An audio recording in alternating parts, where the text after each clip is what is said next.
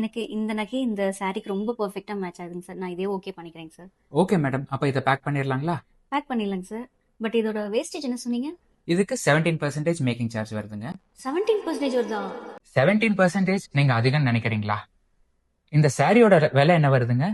இந்த சாரியோட பிரைஸ் 6000 வருதுங்க. பரவாயில்லையே, நல்லா இருக்கே. இந்த சாரியோட மேக்கிங் சார்ஜஸ் என்னன்னு உங்களுக்கு தெரியுமா? எப்பயாவது கேட்டிருக்கீங்களா? அதெல்லாம் எப்படிங்க சார் கேக்குறது? நீங்க யூஸ் பண்ற இந்த ஐபோன் கூட ரொம்ப நல்லா இருக்கே. இதனுடைய மேக்கிங் சார்ஜஸ் என்னன்னு உங்களுக்கு தெரியுமா? ஆஹா. பாத்தீங்களா, இந்த மாதிரி பொருளுக்கெல்லாம் நம்ம இதோட மேக்கிங் சார்ஜஸ் என்ன, இதோட மெட்டீரியலோட பிரைஸ் என்னன்னு கேட்கறது இல்ல. ஆனா தங்க நகைன்னு வர்றப்போ இதனுடைய வேஸ்டேஜ் என்ன, இதுல இருக்கிற தங்கத்துக்கான விலை இல்லைன்னு கேட்கறோம். பரவாயில்ல, தப்பு இல்ல. தங்கத்தை பத்தி ஒரு சில விஷயம் சொல்றேன், கேட்டுக்கங்க. தங்கத்தோட விலை அப்படிங்கிறது உலக அளவுல நிர்ணயம் பண்றாங்க. அதை ஒரு தனிநபராலேயோ இல்ல ஒரு கம்பெனினாலேயோ மாத்த முடியாது.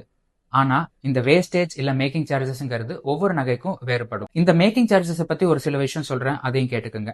ஒவ்வொரு நகையும் செய்யறதுக்கு பின்னாடி எத்தனை பேரோட உழைப்பு இருக்குன்னு தெரியுமா? ஒவ்வொரு நகையை செய்யறதுக்கும் மினிமம் ஒரு வாரத்துல இருந்து ஒரு மாசம் ஆகும். சில நகையை செய்யறதுக்கு அதுக்கும் மேல கூட டைம் ஆகும். அது மட்டும் இல்லாம ஒரு நிர்வாகத்தை நடத்துறதுக்கு டெய்லி எக்ஸ்பென்சஸ் என்ன ஆகும்னு தெரியுமா? டீ காஃபில ஆரம்பிச்சு ஒரு பில்டிங்கோட வாடகை, அது ஸ்டாஃப் சேலரி, எலக்ட்ரிசிட்டி பில் அப்படின்னு சொல்லிக்கிட்டே போகலாம். இது எல்லாம் சேர்ந்துதாங்க உங்களோட மேக்கிங் சார்ஜஸா வருது. இப்ப நீங்க வச்சிருக்கிற இந்த பொருளோட வேல்யூ எல்லாம் நாளைக்கு குறையலாம், இல்லாமலும் போகலாம். ஆனா தங்கங்கிறது அப்படி கிடையாது. இது ஒரு இன்வெஸ்ட்மெண்ட், இது ஒரு அசெட். இப்ப வச்சிருக்கீங்களா இந்த ஐபோன், இதனுடைய விலை 2 வருஷத்துக்கு அப்புறம் என்ன இருக்குன்னு உங்களுக்கே தெரியும். ஆனா நகை அப்படிங்கிறது அப்படி கிடையாது.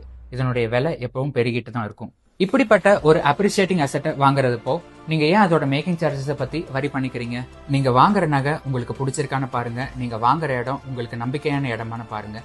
தங்க நகை வியாபாரிகளுக்கு உங்க ஒத்துழைப்பை கொடுங்க. தங்க நகை தொழிலாளர்களுக்கு உங்க ஆதரவை கொடுங்க. வாழ்க பாரதம். நன்றி.